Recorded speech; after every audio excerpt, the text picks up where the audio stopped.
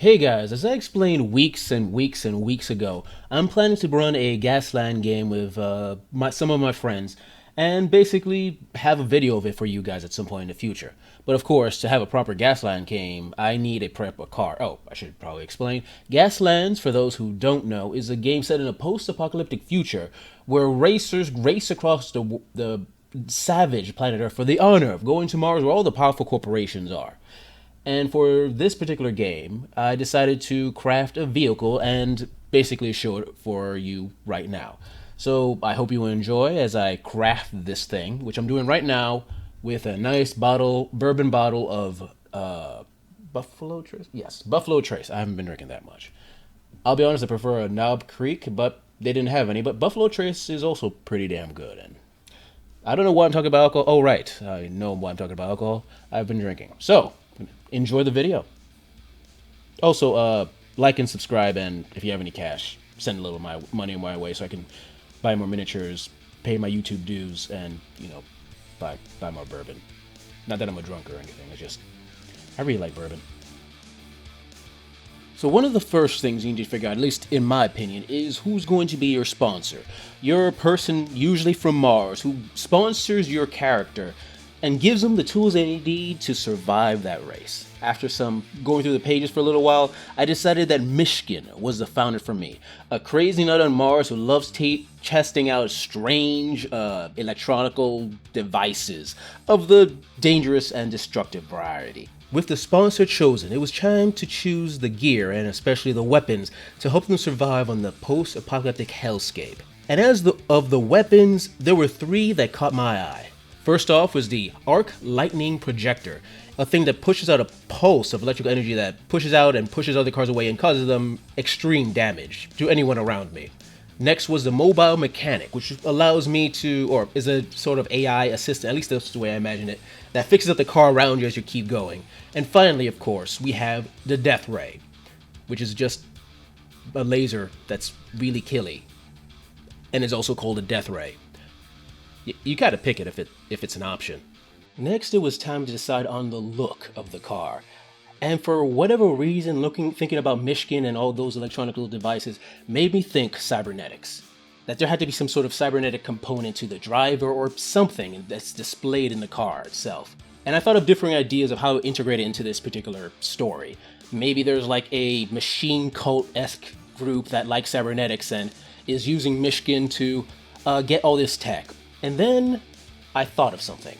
A game I played a ton as a kid, probably way too young to play that particular game, Twisted Metal. For those of you who don't know, it's basically a car murder game where your various cars in a particularly dark and, well, I guess post-apocalyptic, depending on which game you're talking about, world, where cars run by usually psychopaths blast each other apart. And one of those characters was named Axel, a dude who literally ripped off his arms, put him into a giant two-wheeled monstrosity, and went around the battlefield with his chest held out, daring someone to shoot him as he blasted people with rockets.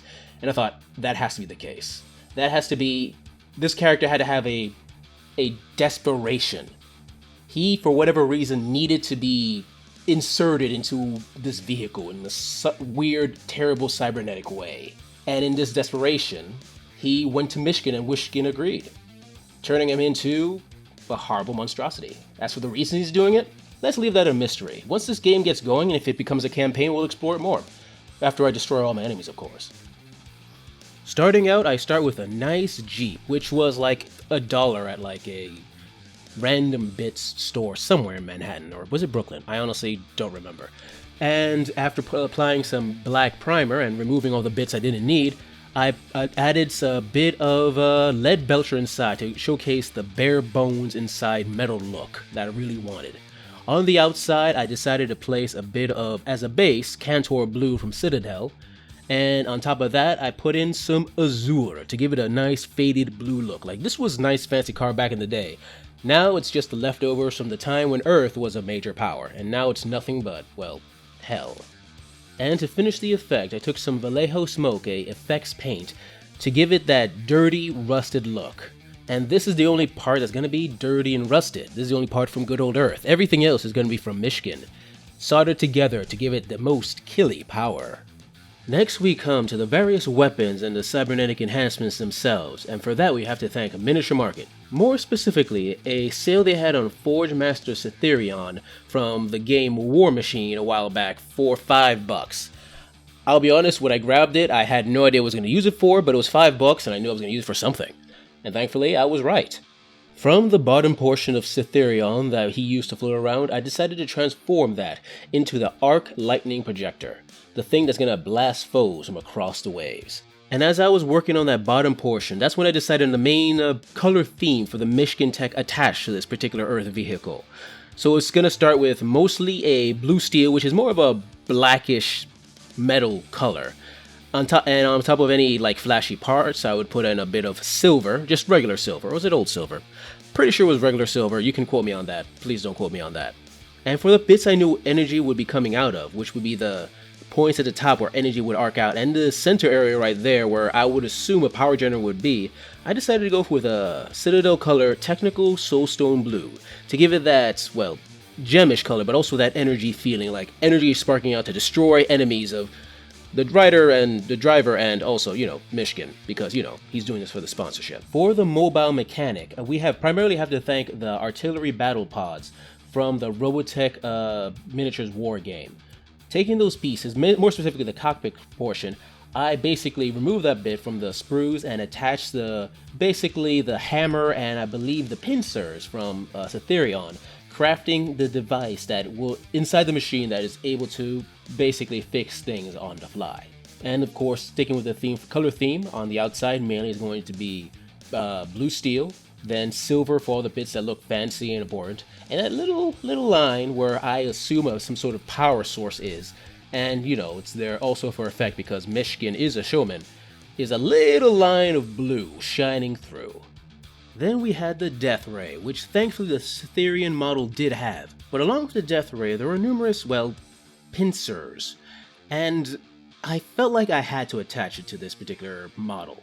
The problem is, mechanically, they were going to do nothing for it. Mainly because I ran out of points to give it pincer attacks or something like that.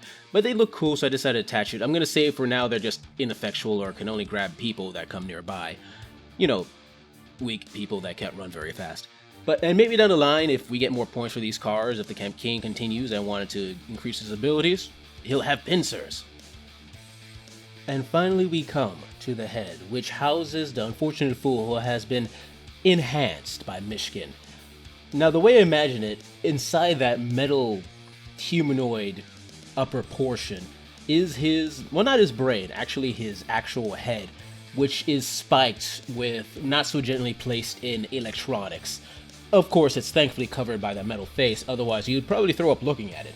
And I also like to imagine he's in horrible, horrible pain, because, anesthesia is like an extra, charge, and you don't want to pay for that on just a practice run, at least according to Michigan.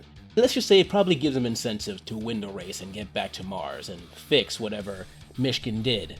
Which makes you think, what happened to this character to make him willing to suffer through all of this? And now we start attaching things.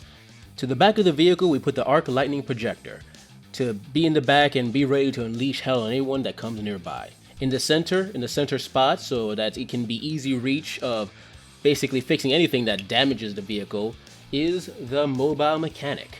In the very, very front is a pincer because, pincer to grab things. And then, right on top, smack on top, is our boy, the guy who was mutilated and fit into a cybernetic hellscape in order to pilot this machine of destruction. And finally attached to his arms is the Death Ray to cast beams of death, and a pincer which adds no mechanical benefit but looks really, really cool. And thus we have my vehicle for the future Gaslands campaign. My Michigan-sponsored, cybernetically tortured warrior of the road. But the most important aspect of this car has not been done yet. He needs a name. And considering his inspiration is named after a car part, I know words, it makes sense for him to be named similarly. So I would like you all to know my car for a future Gasland game, which will hopefully happen sometime soon, depending on life. I'd like you all to meet and fear Crank. Hope you enjoyed the video. Like, subscribe, and give a little to my Patreon if you're inclined. See you later.